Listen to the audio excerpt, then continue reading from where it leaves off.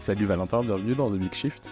Salut Xavier. Ça va ? Très bien, merci de ton accueil. Par cet après-midi pluvieux, t'as fait ton déplacement pour venir jusqu'à la maison pour enregistrer cet épisode. Exactement, je suis passé entre les gouttes, j'ai eu de la chance. On est mi-mars, on enregistre cet épisode sur un sujet qui est crucial mais qui passe entre les gouttes lui aussi apparemment. On n'en entend vraiment pas du tout parler et je l'ai découvert il y a quelques semaines quand tu m'as envoyé un mail en me disant t'as jamais parlé de ça ? Et je me suis rendu compte que non seulement j'avais jamais parlé de ça, mais qu'en plus quand je me suis renseigné sur ce fameux sujet sur internet en essayant d'aller regarder un peu plus profondément, voir si Valentin me vendait du bullshit ou sa sauce en me disant mais attends mais c'est pas possible, j'ai jamais entendu parler de ce truc là et je regardais, parmi les premiers articles sur Google sur ce sujet, il y en avait qui dataient de 2009 et là, je me suis dit ah merde, il y a quand même un truc, on est sur un vrai problème. Et ce marché, ce sujet, c'est le marché des quotas carbone. Alors, on a entendu beaucoup parler de compensation carbone, de crédit carbone, de taxe carbone. C'est pas la même chose. Et donc, moi, j'ai dû apprendre à faire la différence, ce qui peut paraître un peu imbécile. Mais voilà, le marché des quotas carbone, c'est quand même un des objectifs, un des outils, un des moyens principaux de l'UE pour réussir à réduire ses émissions de gaz à effet de serre, notamment dans l'industrie. Et en fait, on ne le savait pas, quoi. Non, et c'est pas du tout étonnant. En fait, c'est un marché qui est très méconnu. Lorsqu'il est connu, il est souvent confondu pour autre chose ou alors mal compris. Alors qu'en effet, c'est non seulement le pilier de toute la stratégie climat et énergie de l'Union européenne et donc de l'ensemble de ses pays, y compris la France. Mais c'est aussi considéré comme un des mécanismes les plus efficaces pour réduire les émissions à grande échelle et à un rythme cohérent avec la trajectoire des accords de Paris. Ce sont des marchés, puisqu'en fait il y a plusieurs marchés qui concernent 20% des émissions mondiales, la moitié des émissions européennes ou presque. Donc c'est un marché gigantesque qui nous impacte tous. Qui, encore une fois, est au centre de toutes les discussions, toutes les stratégies, toutes les politiques climatiques et dont on n'entend jamais parler. Écoute, c'est une très bonne introduction. Est-ce que, pour commencer cet épisode, tu peux te présenter, nous parler un peu de ton parcours et ce qui fait que tu as atterri ici ? Avec plaisir. Donc, moi, c'est Valentin et j'ai toujours été intéressé un petit peu par hasard en fait par la création entrepreneuriale. J'ai toujours trébuché sur différents sujets. Le premier était une solution de paiement mobile que j'ai créée au début des années 2010 lorsque j'étais encore étudiant, qui a duré quelques années. Et puis s'en est en suivi différentes startups dans différents secteurs. On en parlait tout à l'heure, j'ai créé une agence de visualisation architecturale en réalité virtuelle en 2015. Et ensuite, j'ai repris une partie de ces technos pour créer une marque de maquillage en réalité augmentée en 2016-2017. Et à ce moment-là, j'ai commencé à me dire, j'adore créer des boîtes sur des technologies nouvelles et des sujets nouveaux, parce que j'adore apprendre des nouveaux trucs. Mais assez rapidement, je me rends compte que le sujet sous-jacent, en l'occurrence le maquillage ou l'architecture, n'étaient pas vraiment des sujets qui me passionnaient et dans lesquels je me projetais pendant des années, voire des dizaines d'années. Donc, je commençais à me dire, OK, quel serait ce sujet ? Quel est le secteur dans lequel j'ai réellement envie de me projeter pendant les 10, 15, 20 prochaines années ? Et je pense, comme beaucoup de gens, ça peut sembler un petit peu galvaudé maintenant, mais c'était celui de la transition énergétique et de la lutte contre le réchauffement climatique. Non, mais tu vois, c'est intéressant parce que je croise rarement des opportunistes de la transition écologique. Je ne sais pas si tu vois ce que je veux dire, mais des gens qui ont des convictions très très profondes depuis longtemps, qui ont quelque chose de très à cœur et qui sont même parfois à fleur de peau sur ces sujets-là. J'en connais un paquet et il y en a certains qui sont passés sur le podcast. En revanche, des gens qui disent « Ah, mais il y a une opportunité de malade sur ces sujets, il faut absolument que je me mette dessus et c'est un sujet qui est intéressant », il y en a moins, tu vois.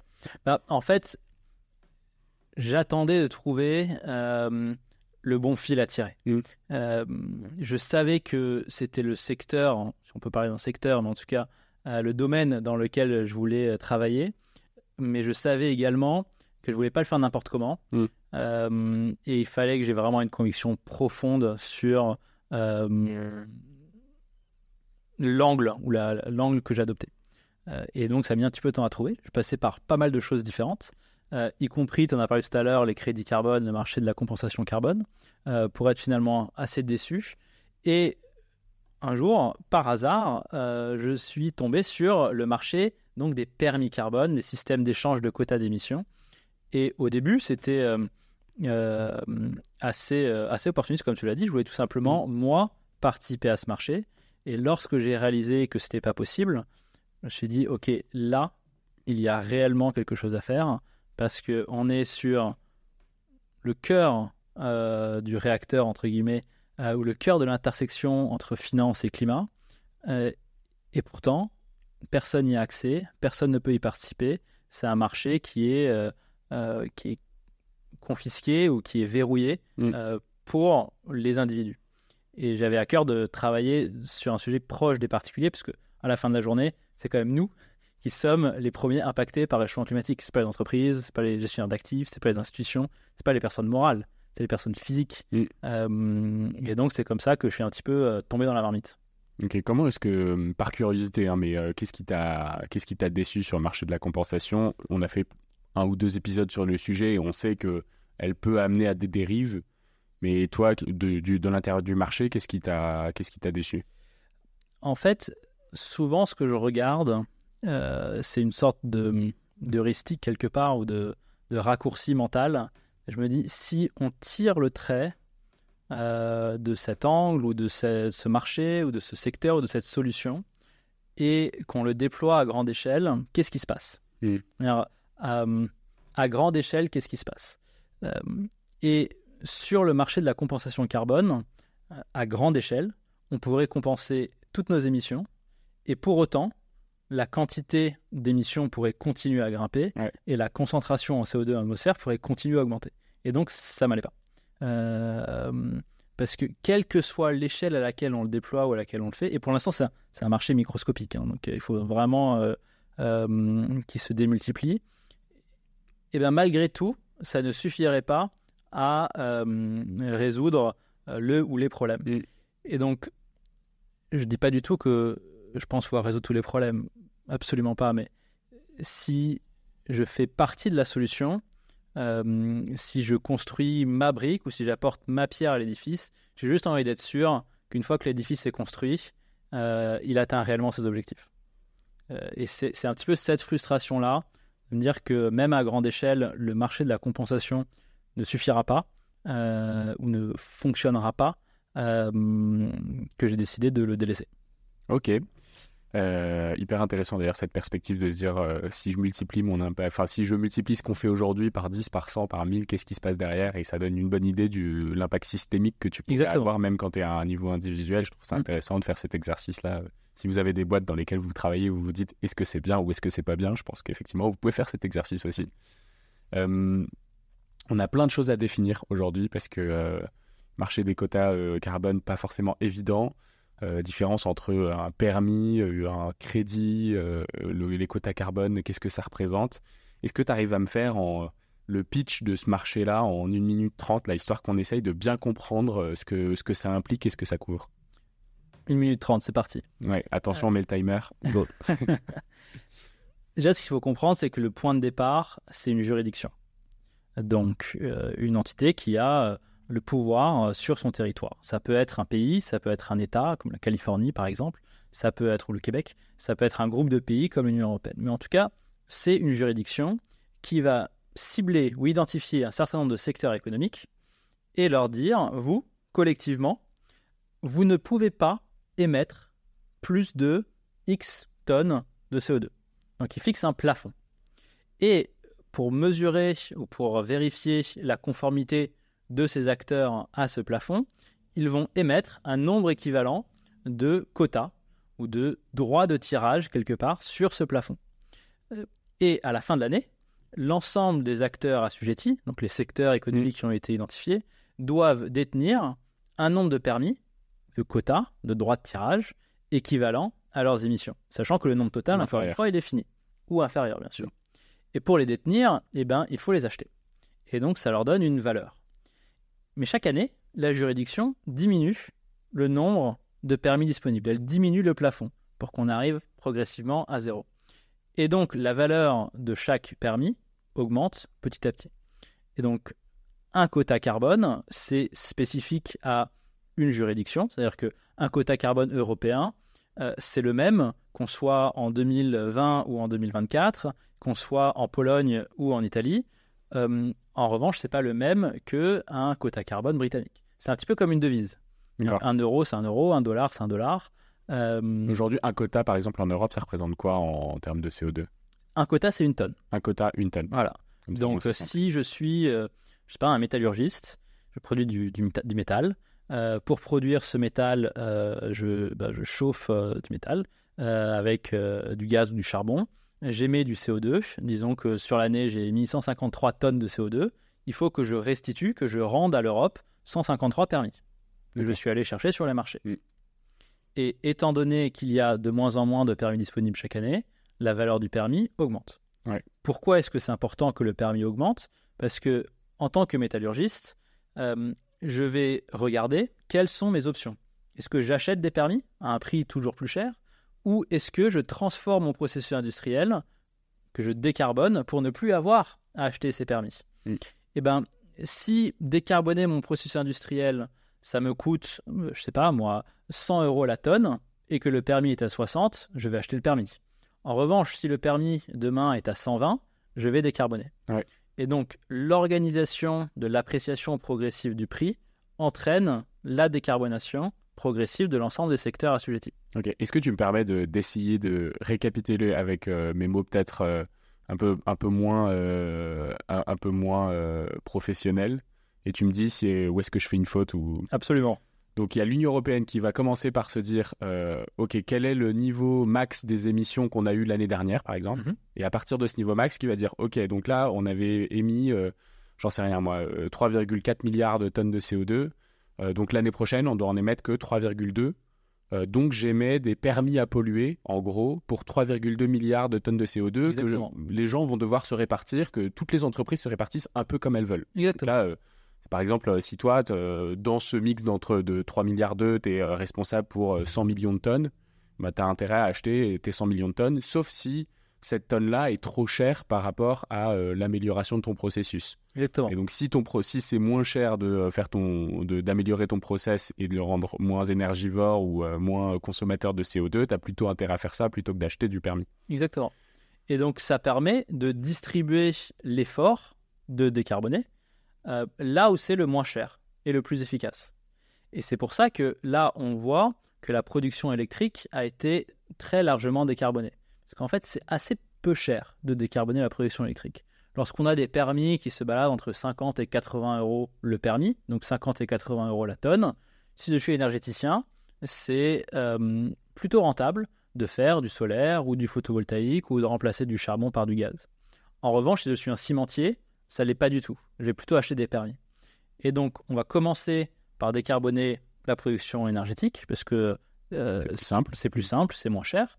Et donc, l'effort va, de par le système de marché, être distribué là où c'est le plus simple, le moins cher, le plus rapide. D'accord, ok. C'est pour ça que le système de marché est efficace. Et du coup, est-ce que ça veut dire que c'est moins d'incentive pour des gros pollueurs qui ont du coup des difficultés déjà à se transformer, à être encore moins se transformer parce que finalement pour eux c'est plus difficile et c'est toujours moins cher d'acheter des permis? En fait, ces gros pollueurs savent que, parce que on a de la prévision à long terme. Là on parle en gros industrie lourde. Exactement. Cimenterie, Ciment, c'est très dur à décarboner, l'acier, même les sucreries, les papeteries, la pétrochimie. Donc, ils savent que le plafond diminue. Et on sait à quel rythme il diminue. Donc, ils savent que les prix vont augmenter sur des temps longs. Évidemment, il y a de la volatilité à court terme, on pourra y revenir, mais on sait que progressivement, le prix va augmenter.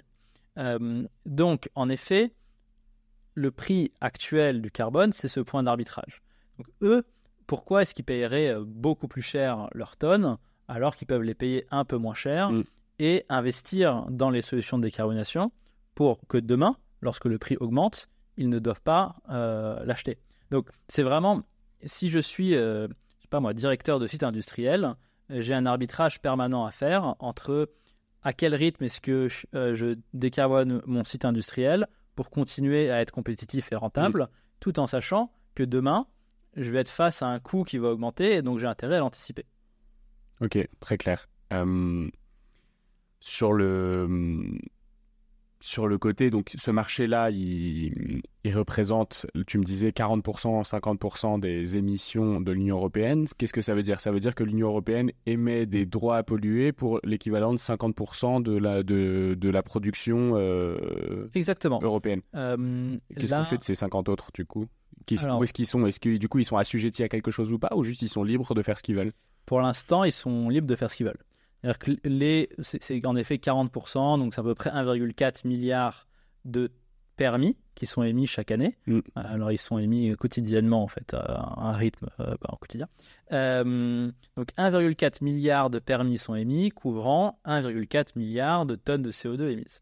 Et donc il reste que 2 milliards pour arriver aux 3,4-3,5 milliards d'émissions annuelles de l'Europe. Ces 2 milliards, c'est quoi?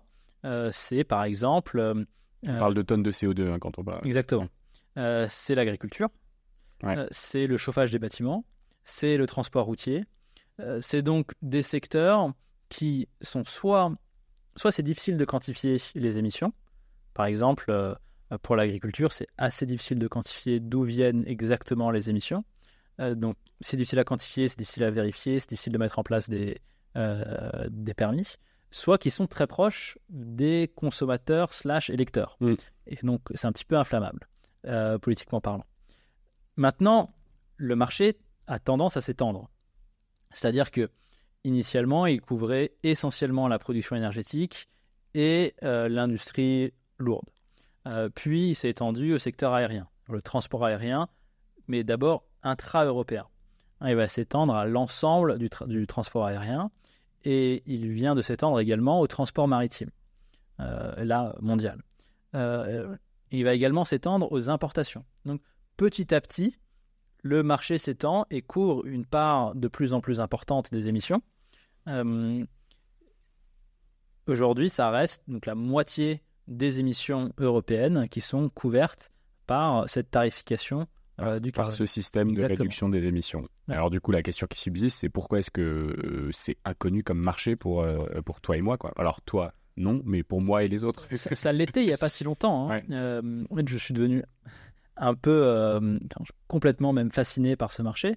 Mais... On disait juste avant l'épisode qu'on était un peu tous les deux des geeks de ce genre de truc. C'est le seul podcast d'ailleurs dans lequel on vous parlera de sujets dont personne ne souhaite parler. Donc vraiment, genre, vous avez intérêt à écouter cet épisode jusqu'au bout parce qu'il y aura des infos que vous retrouverez nulle part ailleurs, c'est certain, quoi. J'ai vraiment geeké le marché, pour le coup, on peut le dire. Parce que c'est fascinant, parce que c'est à l'intersection entre l'économie, la finance, la politique, les sciences environnementales. Il y a plein de mécanismes vraiment cool dont on pourrait parler pendant des heures sur le coût social du carbone. Quels sont les dommages générés par à chaque fois qu'une tonne de CO2 est émise, ou le coût marginal de réduction du carbone par industrie. Enfin, il y a plein de sujets. Mais pour revenir à ta question, pourquoi est-ce qu'on n'entend pas parler? Je pense qu'il y a 2 ou 3 raisons. La première, c'est que c'est un sujet assez loin du consommateur, électeur particulier.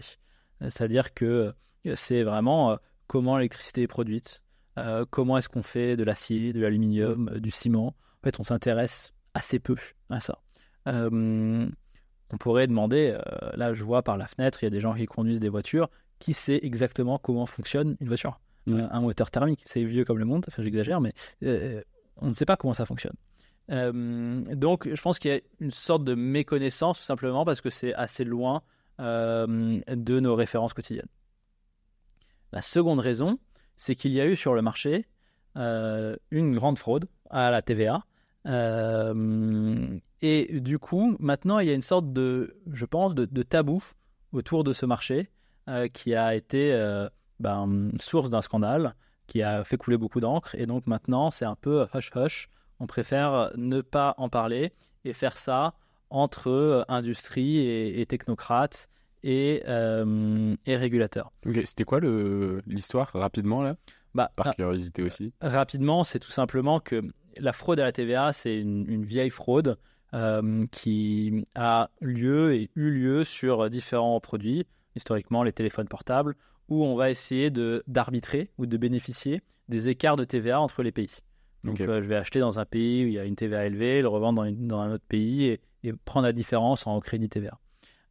Là, tout d'un coup, on a eu un marché qui était un marché quelque part dématérialisé. C'était avant les NFT, la crypto, mais c'est un marché, comme un marché de devises quelque part, mais sur lequel on a mis la TVA parce que on considérait que c'était pas un actif financier. D'ailleurs, c'est pas dans le code monétaire et financier, c'est dans le code de l'environnement. Et donc, on a attribué un taux de TVA différent en fonction des pays à ces permis carbone. Et on a eu des acteurs qui ont bénéficié de ces différences-là, qui se sont même fait avancer le crédit TVA, et ça a coûté des milliards d'euros à la France et à l'Europe. Et donc, il y a eu, encore une fois, beaucoup d'encre qui a coulé à ce sujet. Il y a eu des films qui ont été tournés à ce sujet, des séries qui ont été faites à ce sujet. Mais maintenant, je pense que le politique, le régulateur s'est dit, bon, ne parlons plus de carbone, faisons ça entre nous. Et peut-être, c'est lié à la troisième raison, c'est que c'est un petit peu complexe. Et du coup, il y a un traitement journalistique qui parfois est un petit peu rapide, un petit peu inexact. Et pour éviter d'avoir à rentrer dans des débats un peu techniques, on préfère tout simplement pas en parler. Moi, je considère que c'est un petit peu un scandale démocratique quelque part, parce qu'on est dans le plus grand espace démocratique au monde. On parle de notre plus grand défi commun, le réchauffement climatique, la transition énergétique, et de l'arme principale de cet espace démocratique pour faire face à ce défi commun. Et on essaye de le taire. Et ça, c'est un vrai problème. Ouais. Et donc, toute une raison d'être de notre activité, c'est au contraire de braquer les projecteurs sur ce marché, de le vulgariser, de le démystifier, de le rendre en fait accessible et intelligible à tout le monde.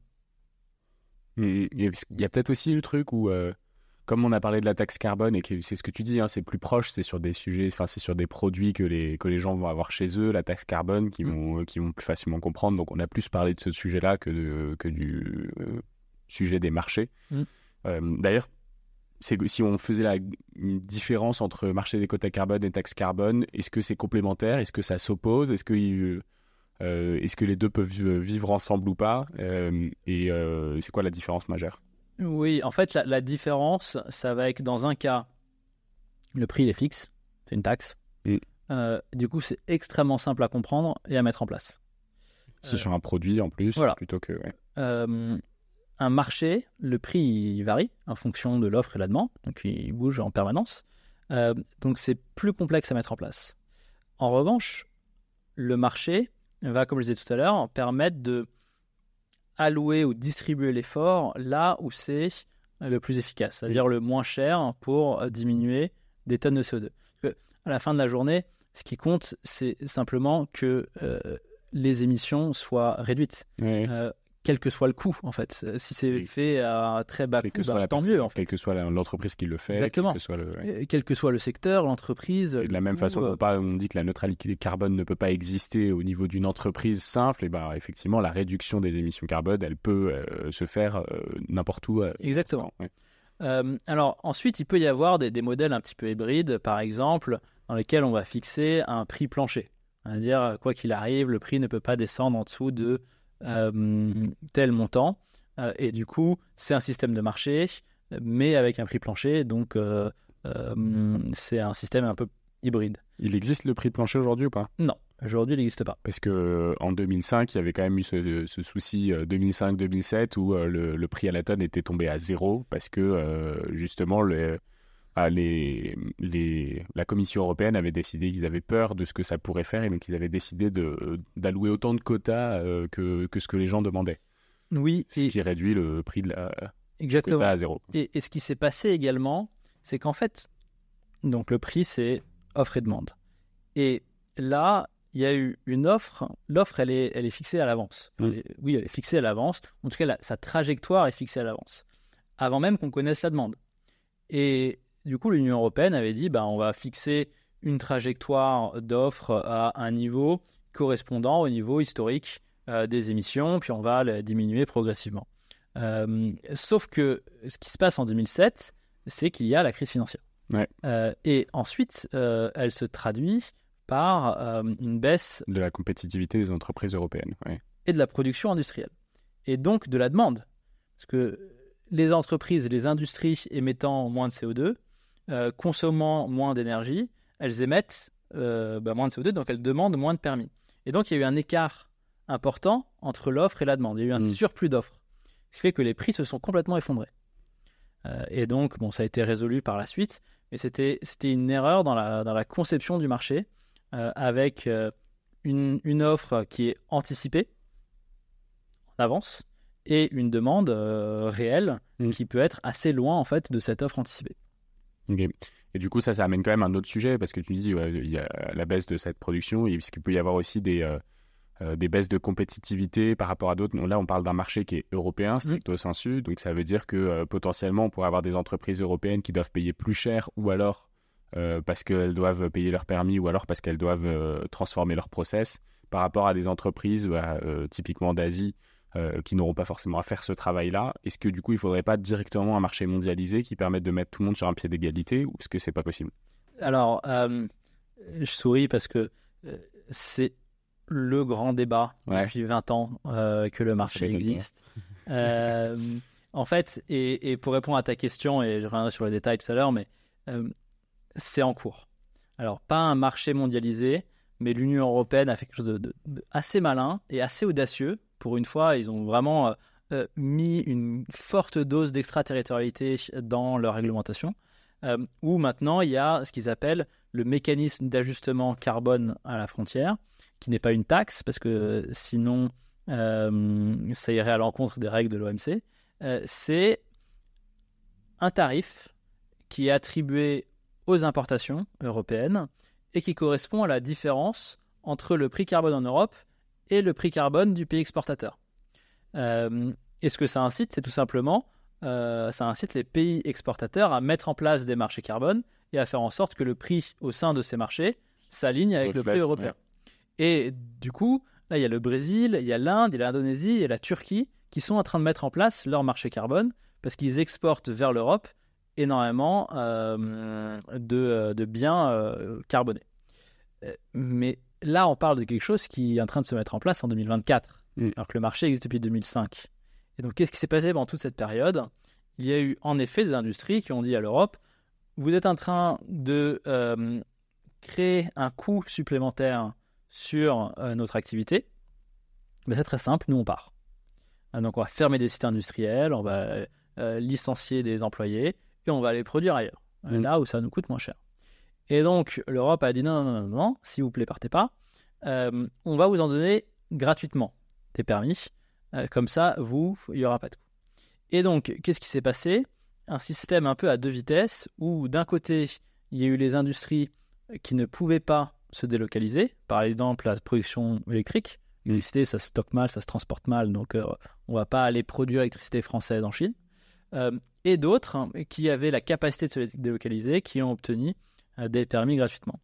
Alors, là, pareil, il y a beaucoup de choses qui ont été dites sur le sujet, pas toujours exactes, mais ces allocations gratuites sont en train de disparaître progressivement grâce à la mise en place de cette frontière carbone ou ce mécanisme d'ajustement carbone aux frontières. Donc, c'est vrai ce que tu dis sur ce risque de délocalisation, sur cette perte de compétitivité. Alors, il y a pas mal d'études qui ont été faites et qui montrent qu'en fait, dans les faits, il n'y a pas eu de perte de compétitivité. Mais ce dont il faut se rappeler, c'est que c'est une création politique nouvelle. L'Union européenne a été extrêmement novatrice dans la mise en place de ce marché. C'est un marché qui est gigantesque, qui ouvre 15 000 sites industriels, à la moitié des émissions européennes. Oui, il y a eu des loupés, il y a eu des erreurs sur la TVA, il y a eu des erreurs sur l'absence d'un mécanisme de stabilité de l'offre par rapport à la demande. Il y a eu des erreurs sur ces allocations gratuites qui ont duré beaucoup trop longtemps. Ça reste un marché qui a permis de réduire les émissions des entreprises assujetties de 40% en 20 ans et qui nous est envié par à peu près tous les pays et qui a inspiré une quarantaine d'autres juridictions donc qui aujourd'hui fonctionnent assez bien. C'est pas parfait, mais il fonctionne assez bien. Une des raisons pour lesquelles il n'est pas Chine parfait. qui copie l'Union européenne d'ailleurs. Bien sûr. Alors la Chine a créé son marché, la Corée du Sud, la Nouvelle-Zélande, enfin, il y a plus d'une trentaine. La Chine a créé un marché très fortement inspiré de celui de l'Union européenne, avec des différences. Eux, bon, ils ne vont pas trop rentrer dans la technique, mais ils l'ont d'abord fait au niveau municipal avant de progressivement intégrer le marché au niveau national. Et au lieu de mettre des objectifs en valeur absolue de baisse des émissions, ils ont mis des objectifs d'intensité émissive. Donc ils ont dit par exemple, je sais pas moi, pour produire de l'acier, vous émettez 10 tonnes de CO2 par tonne d'acier produit. Voilà, on va essayer d'arriver à 8, puis à 7. Donc c'était vraiment l'intensité émissive. Ce qui leur permet de continuer à produire autant qu'ils veulent et à augmenter la production. Exactement. Et on va voir comment progressivement est-ce que ça évolue. C'est un marché assez jeune. Pardon. L'Union européenne a elle aussi essuyé des pots cassés à son début. Donc, voyons voir comment l'ensemble de ces marchés évolue et petit à petit s'homogénéise. C'est quoi le coût d'un quota aujourd'hui en Union européenne? Alors aujourd'hui, c'est à peu près 55 € par tonne. Et ça a augmenté beaucoup depuis les dernières années ou... Alors, sur les 10 dernières années, en moyenne, c'est une croissance de 25% par an, ce qui est gigantesque. Ce qui est énorme, oui. Maintenant, je t'ai dit sur les 10 dernières années, en moyenne. Si on prend sur un an, c'est presque moins 40%. Si on prend depuis le début de l'année, c'est moins 25%. Et donc, il y a eu entre 2018 et 2022, pendant 4 ans, une énorme croissance du prix et là, une chute du prix. Les deux s'expliquent assez bien. C'est monté un petit peu trop haut et là, c'est en train de se stabiliser. L'objectif à moyen et à long terme, c'est de faire en sorte que le prix s'apprécie progressivement, mais peut-être pas non plus trop rapidement, au risque de pénaliser les entreprises. Maintenant, cette augmentation très rapide du prix entre 2018 et 2022, elle a aussi permis et entraîné une décarbonation extrêmement rapide de la production électrique. Hyper intéressant. Comment est-ce qu'on pourrait faire pour rendre ce marché plus accessible pour les individus? Alors toi, tu es fondateur de Home.io, du coup, qui est une plateforme. C'est à ça que ça sert. L'objectif, c'est d'essayer de rendre ce marché plus accessible. Nous, ce qu'on souhaite faire, c'est permettre aux gens comme toi et moi de participer à ce marché. Avant d'y participer, il faut d'abord le comprendre. C'est pour ça que j'étais extrêmement content que tu m'invites. Et c'est pour ça que je suis là et que j'essaye d'en parler le plus possible. C'est que rendre accessible le marché, c'est le rendre intelligible. On ne peut pas participer à quelque chose qu'on ne comprend pas. Comme si je veux jouer au rugby, il faut que je connaisse les règles avant. Ben là, c'est pareil. Donc, la première chose qu'on souhaite faire, c'est vulgariser, rendre intelligible, rendre clair. Tu disais tout à l'heure, tu as cherché des articles sur le marché carbone, tu es tombé sur des choses de 2009. Bon, je vais regarder ce qui se passe en termes de SEO chez nous. Parce qu'on écrit beaucoup de choses sur le marché, on essaye de rendre la donnée accessible, transparente. Ensuite, notre activité, notre business, c'est de faire en sorte que des particuliers investissent dans ce marché, c'est-à-dire s'exposent au carbone, achètent des permis carbone, tout comme ils achèteraient des actions de telle ou telle entreprise ou telle crypto ou telle part de SCPI. C'est vraiment un produit d'investissement et on le rend accessible à des gens qui jusqu'à maintenant ne pouvaient pas accéder à ce marché, qui encore une fois est un marché massif, extrêmement liquide. Le volume d'échange en Europe, c'est à peu près 800 milliards d'euros par an. Donc c'est vraiment un gros marché. C'est pas un détail. Oui, en fait, moi, j'avais beaucoup moins en tête, mais parce que j'imaginais juste le marché primaire, c'est-à-dire l'État qui émet ses quotas, et en fait, chacun en achète 1 à 55 euros. Bah, ça fait 1,4 milliard de quotas multiplié par 55 euros. Ça fait quoi? Ça fait 75 milliards. Exactement. Donc moi, je m'imagine un marché à 75 milliards, mais c'est juste qu'il y a un marché secondaire où tout le monde, après, s'échange de main en main des quotas qu'ils ont utilisés, pas utilisés, qu'ils veulent revendre, etc. Quitte à spéculer dessus aussi. Alors exactement. En fait, c'est un marché, tout comme les marchés actions, qui sont, quand on investit dans une action, c'est essentiellement sur le marché secondaire. Là, c'est un marché qui a, donc en effet, ça, une taille. Donc la taille de marché, c'est ce que tu as dit, c'est le nombre de permis disponibles fois le prix du permis, et qui a un volume. Donc à quel point il y a de la vélocité sur l'actif, à quel point il est échangé. Et ce volume, il est important parce que si je suis une industrie assujettie au marché, il faut que je gère mon risque. C'est-à-dire qu'en début d'année, je dois savoir, quand je vois le prix, est-ce que j'achète l'ensemble des permis dont j'aurai besoin pendant l'année à tel prix, ou est-ce que je vais plutôt attendre la fin de l'année, mais potentiellement le prix est différent. Donc, idéalement, j'en ai acheté une partie, et puis peut-être que je vais me couvrir au fur et à mesure du temps, mais je ne sais pas exactement quelles vont être mes émissions, parce que je ne sais pas quelle va être la demande de mon produit. Si je produis de l'électricité, ça va dépendre de la météo, ça va dépendre du prix du gaz, ça va dépendre de la production industrielle. Et donc, il faut que j'aille voir des tiers, des financiers, qui vont me proposer des contrats à terme, qui vont me proposer des contrats de rachat, qui vont me proposer des options. Donc tout de suite, j'ai besoin d'avoir des gens qui spéculent, comme tu dis, c'est-à-dire qui acceptent le risque ou de prendre le risque que moi je ne souhaite pas prendre en tant qu'opérateur.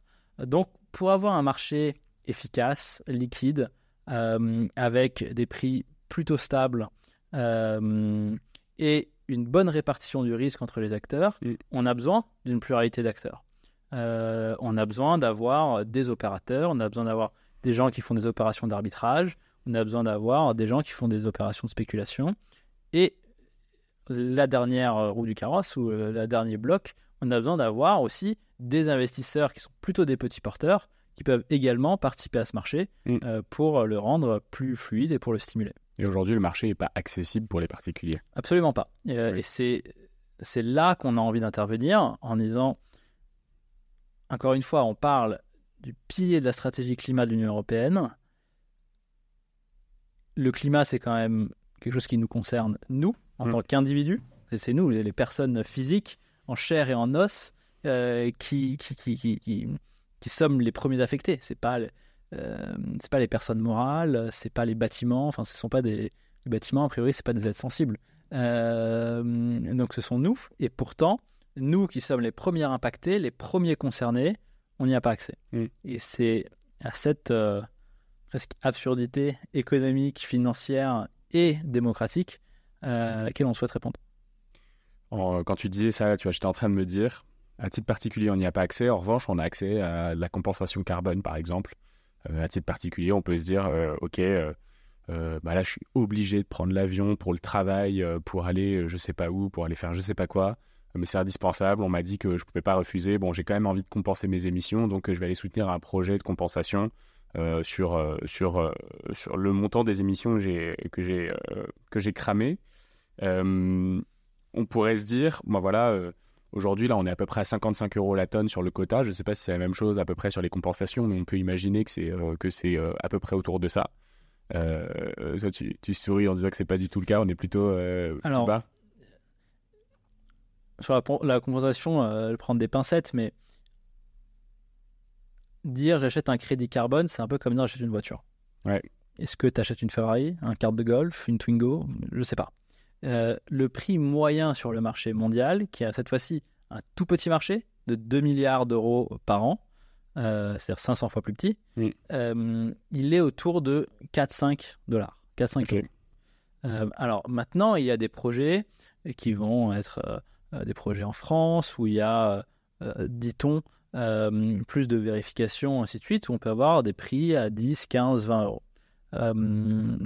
Mais en moyenne, compenser sur le marché volontaire une tonne de CO2, c'est de l'ordre de quelques euros. Ouais. C'est le prix d'un café dans un Donc l'idée, café c'est parisien, que si quoi. tu émets 5 tonnes par an parce que tu es assez écolo, si tu veux faire de la compensation, tu en as pour 100 balles sur ton année. Max. Et si tu veux acheter des quotas, tu en as plutôt pour 5 x 5, 25, tu en as pour 2500 euros, quoi. Ouais. Voilà, donc ça, c'est la différence entre acheter un quota et compenser de façon individuelle. Mais ce qui pourrait être marrant, du coup, c'est se dire, OK, il y a un nombre de quotas qui est limité dans l'année. En tant que particulier, j'ai pas besoin de ces quotas-là. En revanche, je peux investir sur ce marché. Je vais m'acheter 5 quotas. Et comme ça, je les retire du marché et les entreprises peuvent plus les acheter. Moi, je les séquestre un peu comme si je Exactement faisais de la ce qu'on fait. séquestration de CO2 en direct. Et Ouais. je les mets plus sur le marché. Et donc, j'oblige ces entreprises qui ne peuvent plus acheter ces quotas à forcément au moins réduire leurs émissions du montant du quota, du montant du nombre de quotas que j'ai acheté. C'est ce qu'on dit. Nous, sur ce marché, quelque chose qui est vraiment important, si on rentre un peu dans les produits financiers qu'on structure et qu'on conçoit pour permettre aux particuliers d'accéder au marché, c'est qu'on détient physiquement les permis. Ouais. C'est-à-dire, ce ne sont pas des contrats à terme, c'est pas des produits dérivés, c'est pas des options, c'est pas des futures, c'est le spot. Donc, on détient physiquement les permis.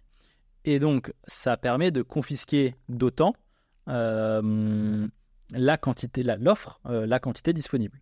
Vraiment, on va sortir du marché et mettre sur notre compte de dépôt à la caisse des dépôts un nombre de permis équivalent à l'investissement de nos clients. Et ce faisant, on va raréfier l'offre et donc avoir une pression à la hausse sur le prix. Alors évidemment, vu la taille du marché, cette pression à la hausse, elle va être pour une personne infinitésimale. Si les 15 000 auditeurs de The Big Shift se mettent à acheter chacun un quota, qu'est-ce qui se passe ? Ça fait 15 000 quotas, donc 15 000 tonnes de CO2 retirées du marché. On est sur un marché d'à peu près 1,5 milliard de tonnes. C'est une demi-goutte. Donc c'est tout petit. En revanche, s'ils en parlent chacun à leurs amis et qu'ils postent tous sur LinkedIn et que ça commence à faire un mouvement et qu'on commence à être nombreux et surtout qu'ils n'achètent pas un mais peut-être 10 ou 100, là on commence à avoir un impact réel.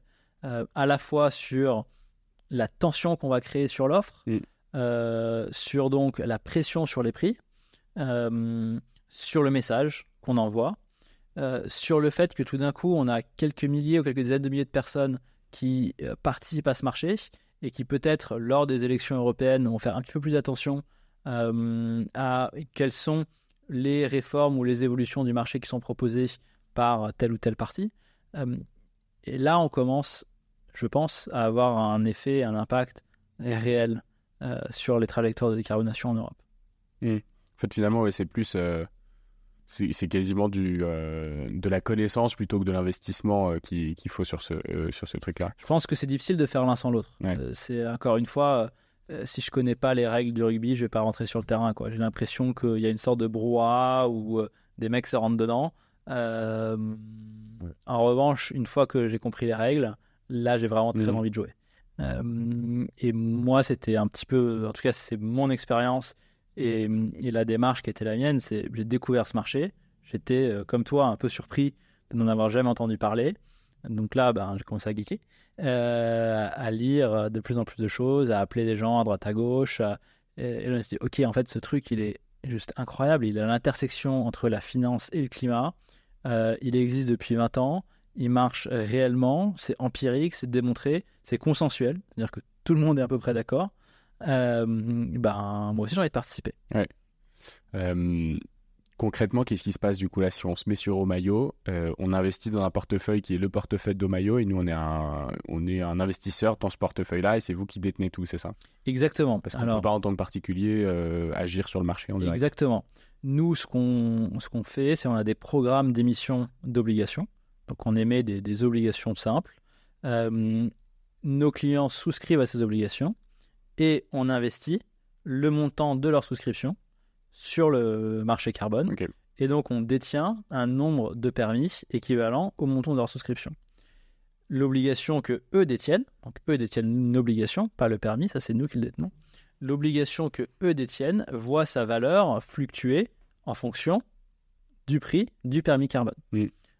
C'est vraiment du 1 pour 1. et on détient systématiquement un nombre de permis équivalent au montant investi. Ouais. Donc, voilà. C'est une réplication physique dans le sens où à la fois la valeur de l'obligation, donc de l'instrument financier détenu par les clients, et le sous-jacent détenu par Omayo sont équivalents au permis carbone. Qu'est-ce que tu penses de la spéculation sur les quotas? Tu disais donc en 2022-2023, ça a été descendu de 20 puis de 40%, c'est ça? Est-ce que c'est lié à de la spéculation? Parce qu'a priori, on pourrait se dire si les États ou les gouvernements diffusent de moins en moins de quotas et que les entreprises en ont besoin, a priori, normalement, les montants doivent au moins rester stables si le marché est stable, parce qu'on réduit les émissions de gaz à effet de serre au même rythme que les États divulguent, pas divulguent, mais émettent moins de quotas.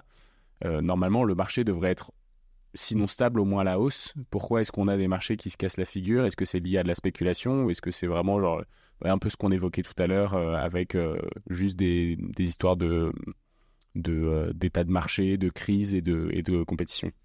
Alors, faire une réponse en deux parties. La première, c'est quels sont les facteurs qui influent le prix? Et ensuite, qu'est-ce que je pense des spéculateurs?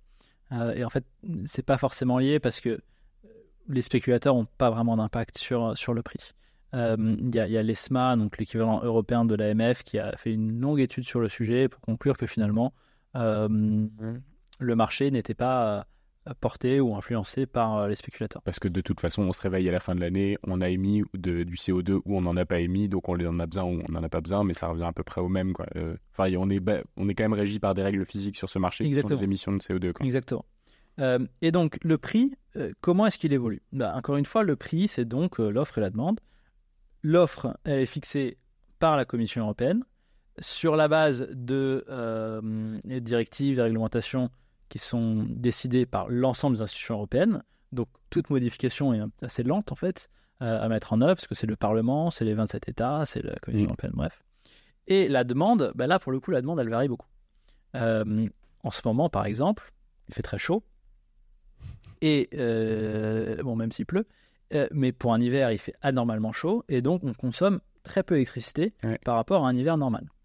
La production industrielle en Europe a chuté, donc les industries, elles aussi, consomment moins de pétrole, de gaz, de charbon que habituellement, et donc leur demande diminue. La production électrique, donc on a vu qu'elle avait chuté, mais en plus de ça, le mix énergétique a énormément changé. L'hydroélectrique est beaucoup remonté grâce aux pluies. Le nucléaire, on a l'ensemble des centrales françaises qui sont en état de marche, ce qui n'était pas du tout le cas il y a quelques mois. Ouais. Le solaire et l'éolien a énormément augmenté, porté par les investissements, en partie dû à un prix historiquement fort. Et le prix du gaz a énormément chuté, alors qu'il avait été très haut pendant le plus fort de la guerre en Ukraine. Là, il a énormément chuté, et donc la production se fait plutôt à base de gaz et moins à base de charbon. Et pour une quantité électrique donnée, le gaz est moins émissif. Donc tout ça fait qu'en fait, on a besoin de beaucoup moins de permis, parce qu'on émet beaucoup moins de CO2.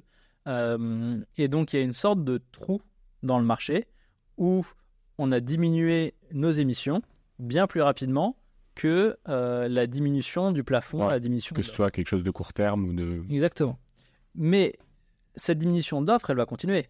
Petit à petit, on va diminuer. Et donc, on va avoir un peu un effet balancier où, au bout d'un moment, on va retrouver une tension entre offre et demande, surtout lorsque on va arriver à des secteurs industriels qui ont à peine amorcé leur décarbonation. L'acier, le ciment. Et là, on risque d'avoir un prix qui repart très nettement à la hausse. Mais non, du coup, ça prend du temps. Comme en 2005 ou 2007 où la Commission européenne s'était dit « Ah, on va mettre des quotas gratos », alors que tu m'as dit que ça, ils ne le feraient plus, qu'il y aurait un prix plancher, etc.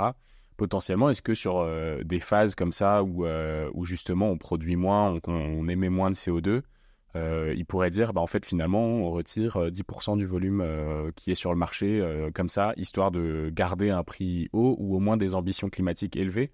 Parce que j'ai l'impression qu'en fait, finalement, ça reste un marché, mais c'est quand même un marché qui est basé sur de l'ambition politique, parce que au début de l'année, les quotas émis, c'est ceux qui sont décidés par les politiques, finalement. Alors, absolument. Donc, on pourrait se dire, au milieu de l'année, allez hop, on enlève 10% du marché, et comme ça, chacun garde ses ambitions, quoi. Alors, déjà, j'ai pas dit qu'il allait y avoir un prix plancher.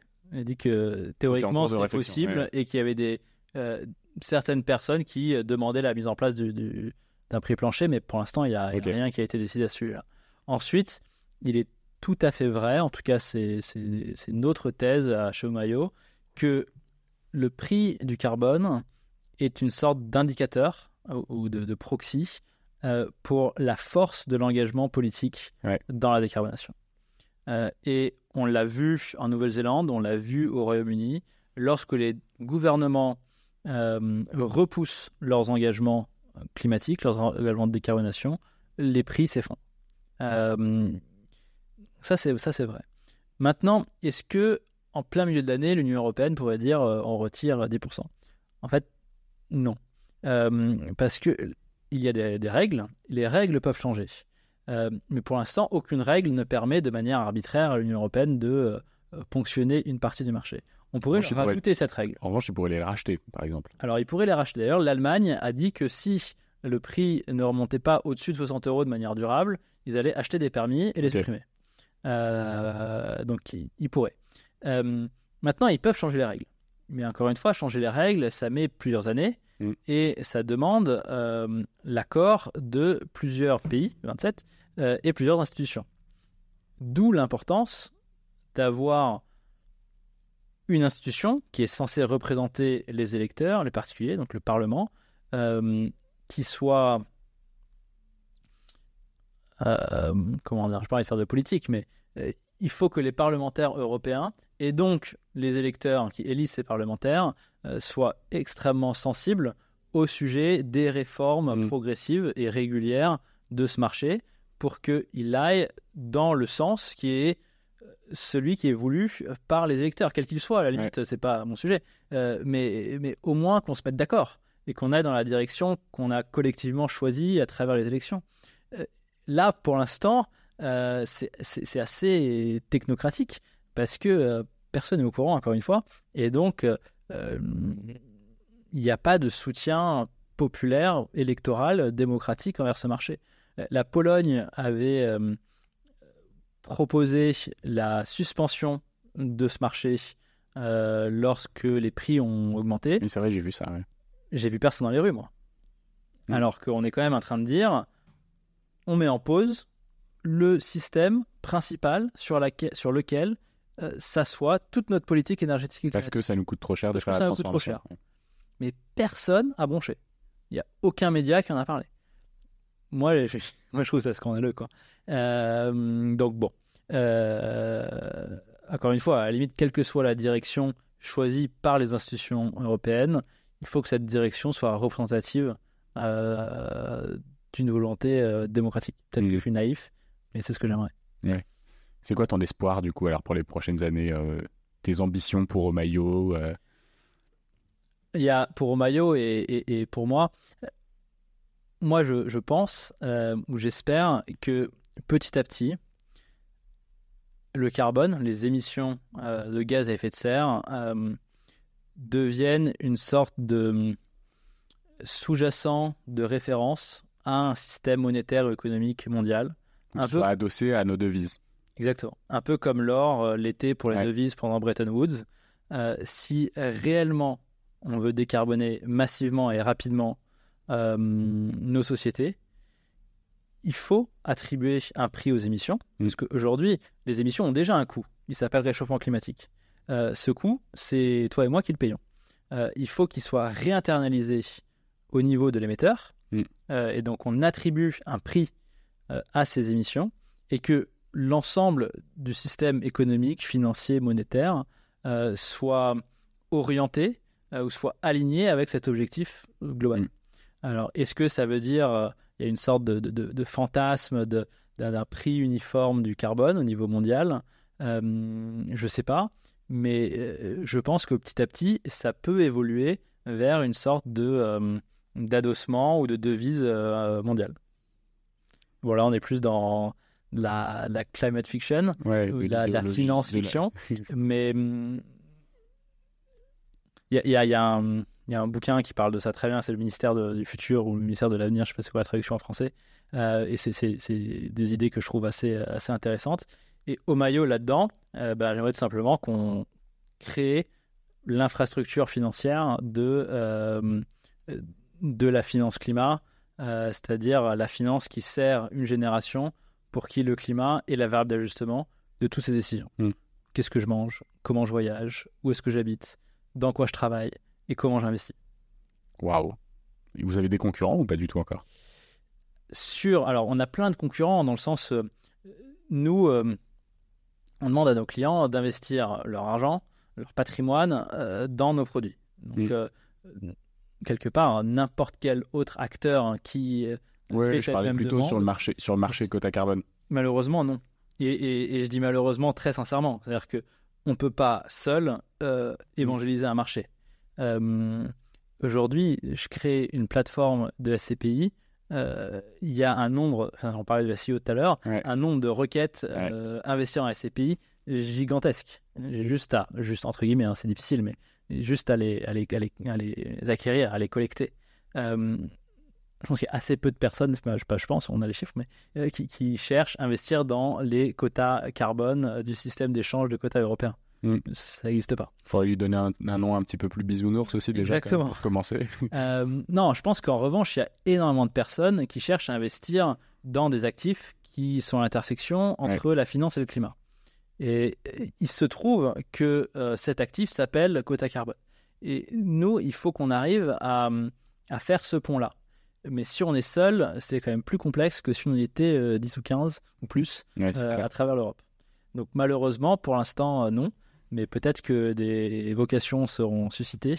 Et surtout que, en fait, c'est un marché sur lequel il y a plein d'angles d'attaque. Il n'y a pas que l'investissement des particuliers. Il y a énormément de choses à faire. Encore une fois, ça concerne une grosse dizaine de milliers de sites industriels, les transporteurs maritimes, les transporteurs aériens. Et il y a plein de sujets de conformité, il y a des sujets économiques, des sujets financiers, des sujets d'innovation, enfin bref, c'est un énorme marché quoi.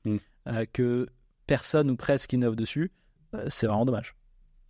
Écoute, merci beaucoup. On est à presque 1 heure d'enregistrement finalement. Je parle un peu trop. Tu rigoles. Merci beaucoup pour tous tes insights, c'était hyper intéressant. J'espère que vous avez bien compris ce que c'était que les quotas carbone. Omayo, ça s'écrit H-O-M-A-I-O. Si vous voulez aller jeter un œil, faire un tour, ils ont effectivement un blog que j'ai pas mentionné au début parce que je voulais quand même me renseigner avec des infos qui venaient d'ailleurs. Je comprends. Mais voilà, du coup, allez jeter un œil. Ils ont un blog qui est hyper fourni sur le sujet pour bien comprendre comment ça fonctionne. Puis si vous avez quelques euros de côté, n'hésitez pas, et peut-être même qu'il y aura un petit code promo, The Big Shift, je sais pas comment ça marche, mais voilà, à voir. On en parle tout à l'heure. On en reparle, ça marche. Merci à tous de nous avoir suivis. Si vous êtes encore là, il n'y a pas de mot de passe cette semaine pour me dire que vous êtes bien arrivés jusqu'au bout. En revanche, si vous êtes encore là, n'hésitez pas à laisser un commentaire sur les plateformes d'écoute. Ça m'aide énormément à progresser. N'hésitez pas à mettre des étoiles sur votre plateforme aussi. C'est ce qui montre aux autres que le contenu est de qualité, que ça vous plaît. Et ça nous aide beaucoup aussi à être bien référencés sur les plateformes. Merci beaucoup pour votre aide. Et puis moi, je vous dis à très bientôt. Salut. Merci beaucoup. Salut Valentin. C'est la fin de cet épisode de The Big Shift. J'espère qu'il vous a plu et que vous en avez retiré quelque chose pour votre vie quotidienne. C'est ça le plus important. C'est beaucoup plus simple de parler du sujet sensible de l'environnement quand ses amis ou sa famille sont vraiment informés. Alors partagez le plus possible The Big Shift, ça aidera tout le monde. Et si vous avez des questions, des sujets que vous souhaitez qu'on aborde, des invités que vous voulez entendre ou tout simplement que vous voulez qu'on discute de cet épisode, envoyez-moi un message sur LinkedIn. The Big Shift est produit par Echoes Studio. Si vous avez un projet audio, contactez-nous sur www.echoes.studio. Merci d'avoir écouté jusqu'au bout. Je vous retrouve très bientôt pour un nouvel épisode.